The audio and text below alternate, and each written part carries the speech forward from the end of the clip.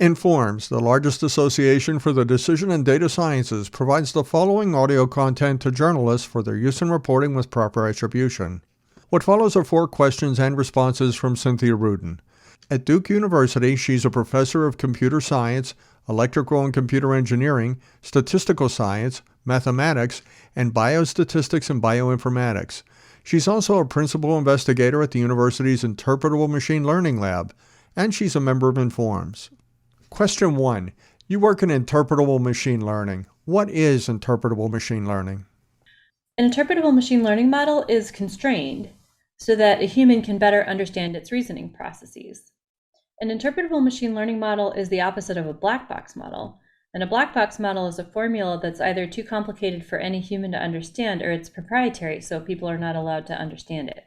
Some of these interpretable machine learning models are actually formulas that are so simple that you could print them out on an index card. And sometimes they're simple enough that you can memorize them.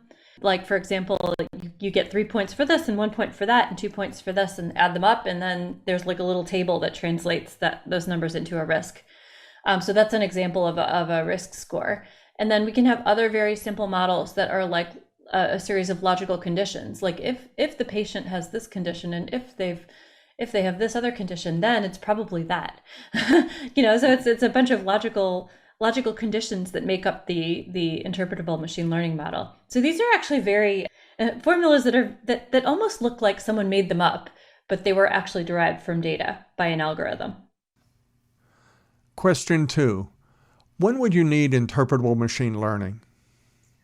You need interpretable machine learning anytime you want to use artificial intelligence for a high-stakes decision, or when you want to be able to troubleshoot it. Right? Interpretability is a key component of ethics, trustworthiness, fairness. I don't even think in many cases that you could even have fairness if you don't have interpretability and transparency. Question 3.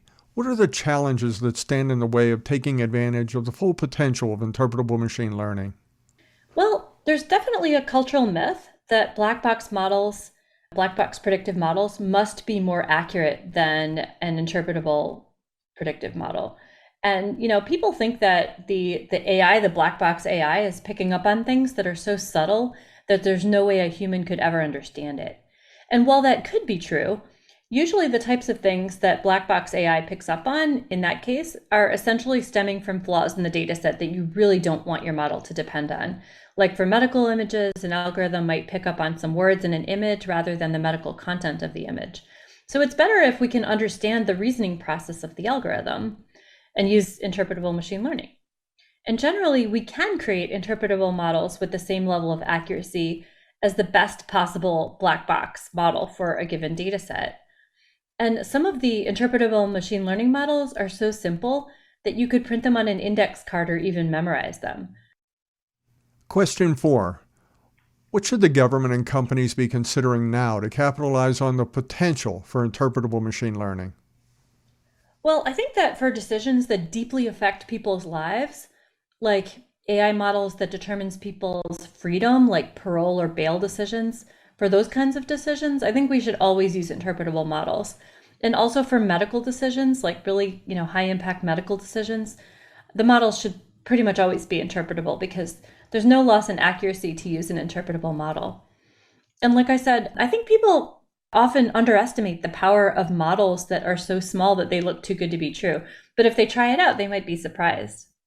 Please see the audio content release posted alongside this clip for attributions, soundbite length, and transcriptions. Any other questions can be sent to Ashley Smith, Informs Public Affairs Coordinator, at asmith@informs.org.